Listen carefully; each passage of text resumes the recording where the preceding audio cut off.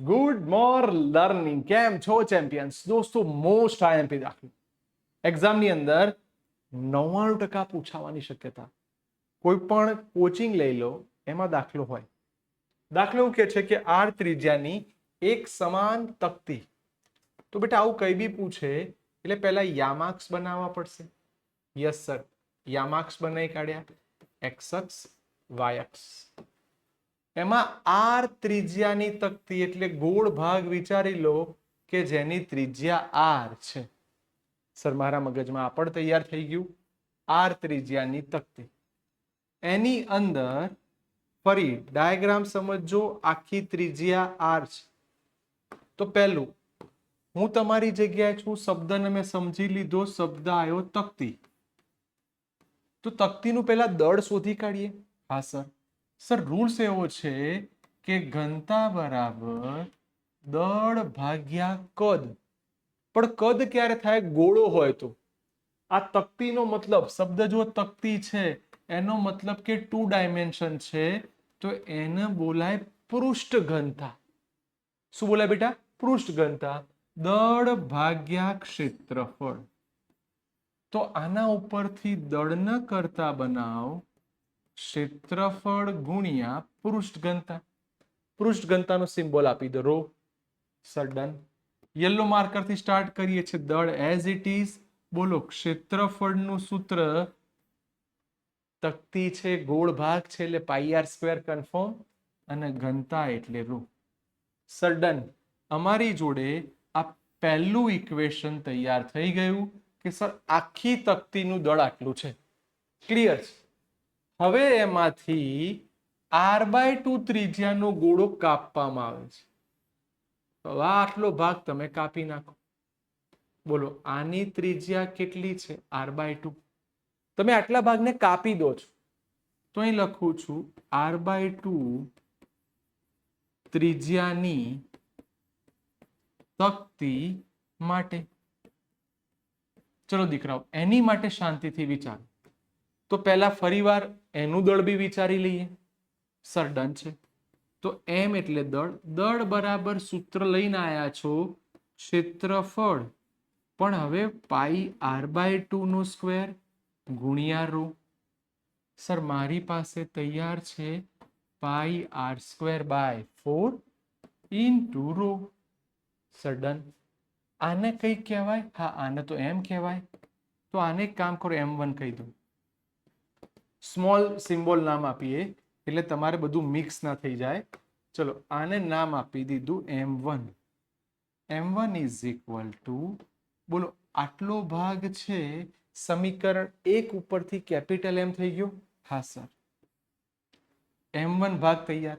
ચલો, તરત એનો સ્થાન સદિશ લઈ લો. તો સર સ્થાન સદિશ લેવા માટે હું r1 લખું છું. તો સ્થાન સદિશ આ ભાગ થવાનો. તો આ એની ત્રિજ્યા r/2 જ થાય. તો આ r/2 અને y આમ શું છે? 0. Sir done. મારી પાસે x અક્ષ અને y અક્ષ ઘટક તૈયાર થઈ ગયા. ક્લિયર છે? હજી શું સમજી શકાય? સર હવે મને એવું કે છે રકમમાં, તો તેના r/2 અંતરે ગુરુત્વ પ્રવેગ શોધો. તો બેટા આટલો ભાગ, એને તમે નામ આપ્યું m1. તો બાકીનો ભાગ કેટલો એ બી વિચારવો પડશે. તો અહીં લખીએ છીએ, અહીં લખું, ચલો, બાકીના ભાગ માટે. ચલો, બાકીનો ભાગ એટલે એને m2 કહી દો. તો આખા ભાગમાંથી, આખો ભાગ છે એમાંથી m1 ને દૂર કરી કાઢ્યો, કાપી નાખ્યો, છૂટો કર્યો. તો capital M as it is. બોલો, m1 ની જગ્યાએ m/4. તો બાકીનો ભાગ તમને ખબર પડી જવી જોઈએ. લસા લઈ લો. 4 એકા 4, 4 માંથી 1 જાય એટલે 3m/4. સર એનું અંતર કેટલું? તો ધારી લો કે અહીંયા ભાગ પાડી દઈએ કે બાકીના ભાગનો સ્થાન સદિશ, એવું આપણે ધારીએ. સ્થાન સદિશ r2 બરાબર x0. ખબર નથી, આપણે x ધારી દઈએ. Sir done. હવે મને કહો કે આનું દ્રવ્યમાન કેન્દ્ર અહીં ધાર્યું છે આપણે? Yes sir. તો હવે વાત થશે દ્રવ્યમાન કેન્દ્રની. ચલો, આપણો મેઇન માણસ, દ્રવ્યમાન કેન્દ્ર મેઇન માણસ છે ભાઈ, એનું સૂત્ર યાદ કરો. તો દ્રવ્યમાન કેન્દ્ર મેઇન માણસ RCM બરાબર M1R1 plus M2R2 upon M1 plus M2. મારી પાસે બંને મળી ગયા સર, તૈયાર. RCM as it is. બોલો, M1 ની જગ્યાએ શું લખાશે? M/4. Sir, M/4. એનું અંતર R/2 0. R/2 0. Sir, M1 R1 તૈયાર થઈ ગયા. M2 R2 ને યલો માર્કરથી લખો.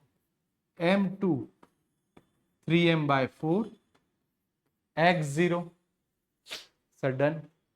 નીચે M1 પ્લસ M2 એટલે ટોટલ દળ M લખી શકાય. હવે RCM ને બેટા 0 0 લખી દઈએ. હા, કારણ કે તમે એનો ઉગમ બિંદુ ઉપર ધાર્યું છે એટલે 0 0 લખાય. આને અંદર ગુણો ને તો આ થશે MR/8 0. MR/8 0. આને અંદર લખો તો 3mx/4 0. ડન. સર, છેદમાં કોણ છે? તો છેદમાં M છે, એ સામે લઈ જાઓ. 0 ગુણ્યા કઈ બી કરો, જવાબ 0.